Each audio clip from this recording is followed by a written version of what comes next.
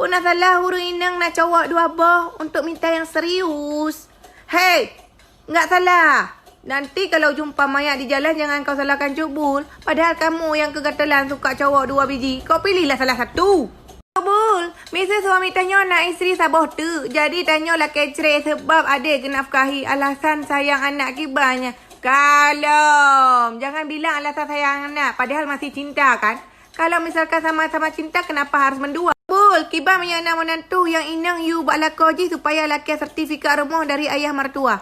Hei, ini kalian tanya jawab atau mengasih masalah untuk Cubul?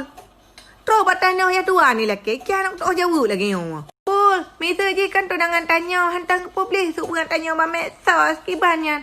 Untuk apa hubungan di medsos tapi jadi yang kedua? Lebih bagus hubungan di KUA. Jadi yang pertama, kamu pilih yang mana? Di KUA atau di medsos jadi pamer? Bulan kasih yang mengkahwin tapi jodoh goh terus hilang lampu acara Cubul.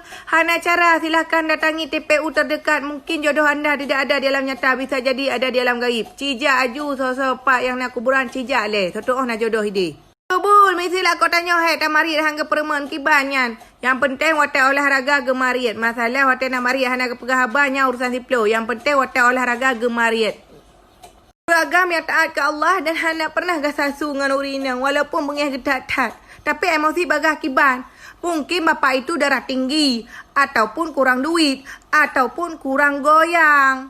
Alah, kau keceplosan. Aduh. Cubul, kalau gebetan udah lama tapi suka hilang timbul. Kiban cara tak pertimang. Enggak usah kau pertimang karena terlalu pertimang nanti rebah. Sebaiknya kita pertimang yang timbul-timbul aja. Yang tidak timbul, biarkan dia hanyut bersama air. Good. Kiban tak pegak menyaur agam peng mesribet tak lamkeh. Tapi nak ratai nang galak. Pamenang gede yang penting hana kecok pengrona. Biar maina. Mungkin bisa jadi gaknya galak kena sambilan gak minta peng. Gitu. Bul, kiban cara tak apa adik. Nohat golong tengah akibat leh megrei positif ibadah. Ira mending naik posiplo. Ilo jangankan posiplo. Nohat mata-mata main. Nya baru sabuh adik. Yang kibala. Nak candawa. Kenapa seorang laki-laki kalau lagi ada masalah pribadinya selalu cuekin si perempuannya Cubul? Karena kalau menceritakan ceritanya sama perempuan pasti tidak ada solusi, yang ada nambah masalah. Itu dia oktopus. Cubul, lon mencawek dengan lakogop. Kibar lon jauhi jino kok berat sayang. Nanti kau jauhi setelah kau kena tukar Miyaka kena tukar tam ulai lagi kan baru kau jauhi. Mahan baik kau jauhi. Apa telo? Baik kau jauhi aja. Bul, kibar menyana cowok tu kok berat, cuek, gaduh, sibuk kerja. Hei, bucin, kau dengar ya, sibuk kerja aja dia jadi masalah.